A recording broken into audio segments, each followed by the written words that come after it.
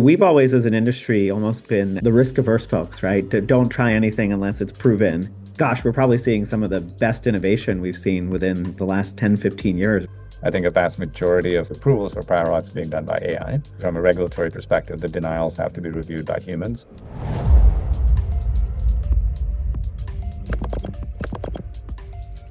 Yeah, what's interesting, Rajeev, is as we look at this from the healthcare side, we've always, as an industry, almost been the risk-averse folks, right? Don't try anything unless it's proven, and don't try anything that's going to jeopardize the trust, the integrity, and so on and so forth that we have. And so it's been very interesting, I think, for us to see also, right, how the adoption within healthcare, insurance side especially, right, has been one where, gosh, we're probably seeing some of the best innovation we've seen within, the last 10, 15 years, right, coming out of our world, which, we used to always put on slides and used to, kind of try to convince executives about, but always used to take 3, 4 years before even a minimum viable product of that, right, was ever released in the time that we worked with those clients on. And so if we think about this in healthcare, where have you seen some of the success with this technology? And where are you still seeing some opportunity for where you'd probably say, hey, maybe not an area to start with yet because the technology's not there?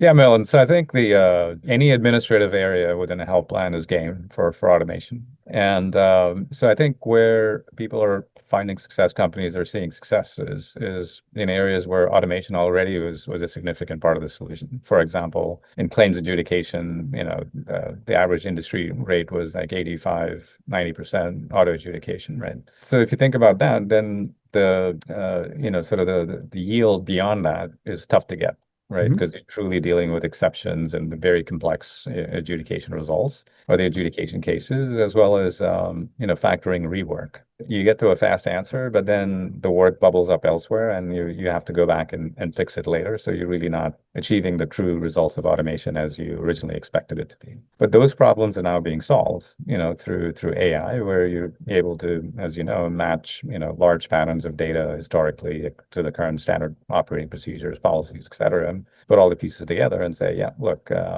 this is how you should adjudicate a claim, and pay it as approved or as billed or adjusted, and then provide the rationale for why you're adjusting it, or deny it, and provide the transparency for why the denials are happening. So a lot of I think work that's being put into there, and a lot of success that's happening there. Same thing for UM and prior auths. I think a vast majority of approvals for prior auths being done by AI. Obviously, from a regulatory perspective, the denials have to be reviewed by humans. So, I don't think AI is denying any prior auths, but a lot of the approvals are definitely being done via AI. And then the denial, documentation is being provided to the humans to review and then say that if that's the case or not.